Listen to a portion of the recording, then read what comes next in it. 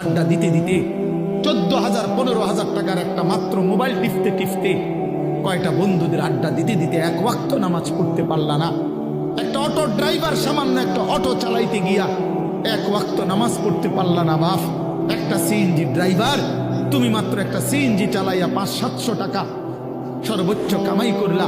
এই 500 টাকার জন্য আল্লাহকে ছেড়ে দিলা, 300 টাকার জন্য আল্লাহকে ছেড়ে দিলা। আহা মুসলমান, বড় অল্প দামে নিজেকে বিক্রি করে দিলা, বড় কম পয়সায় নিজের বেচা দিলা। মুসলমান, এত কম দামে বেচা দেওয়ার কথা না। একজন চা দোকানদার সারাদিনে কত কামাই করে? 30,000 টাকা। কথা বলে না কেন? একজন চা দোকানদার একদিনে কি 30,000 টাকা কামাই করে? কত? 500-700 টাকা। তো 500-700 টাকার কারণে নাফরমান এক ওয়াক্ত নামাজ পড়লা না? বলে